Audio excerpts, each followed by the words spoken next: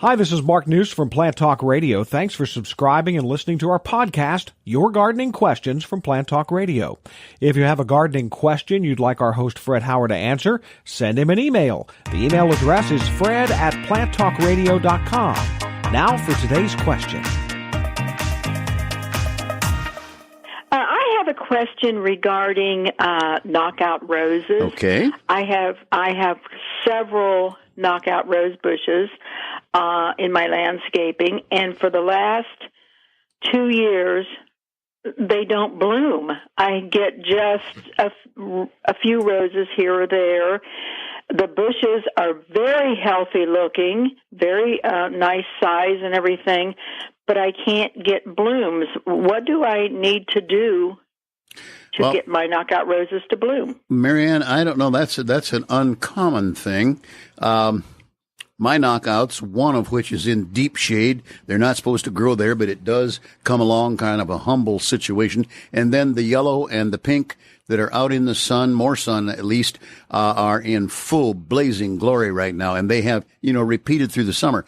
I don't have broad experience with knockouts, but I don't know why yours wouldn't be blooming. Do you do any pruning at any point in time? Yes, I normally prune real early in the spring.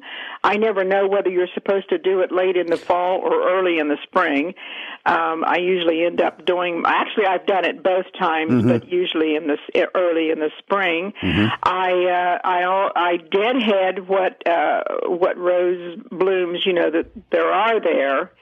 I usually deadhead them. I assume that that's okay to do that. Yep.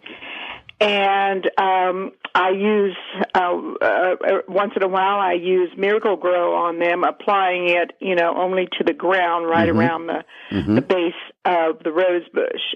Well, Marianne, what you just told me is exactly what you should be doing.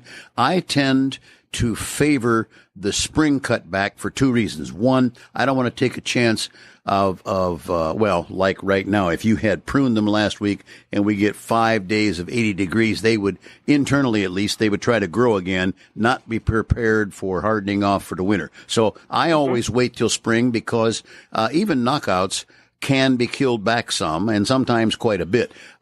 So spring is the preferred time as far as I'm concerned, but late fall, November would not be all bad. So back to your concern, and I don't know why. I'm assuming they're in good full sun. Yes, they all are. They're planted in different areas in my landscaping around the house and down by the mailbox and everything. They're in all different areas, and they all act the same. They all have beautiful bushes and no blooms to speak of. That when you speak of them being in different areas, etc., it takes one of my inquiries out of the way because I was thinking maybe one of them had been, let's try that again, had been grafted, and you were getting an old-fashioned type rose that doesn't bloom much. But if you've got them in several places, etc., I'm just without an answer on that because the fertilization's right, the pruning's right, etc. I don't have an answer for you, Marianne. I really don't. Well, along the same line, I've been having... Hello? Yes, with you. Along the same line, I've been having problems also for the last couple of years to get my daylilies to bloom. I have lots of daylilies, and they always just bloomed just beautifully. And the last couple of years, they don't bloom much either, just a little bit. They may be getting crowded. That would be the only reason, because daylilies are extremely vigorous, as you're aware, and I think crowding might be part of the answer there. That's, again, the only answer, and without seeing your garden, I don't know that I can go any further.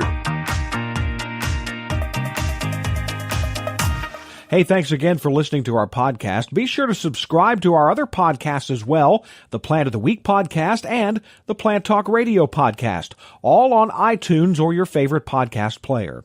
If you'd like to sponsor a daily podcast, contact us at fred@planttalkradio.com.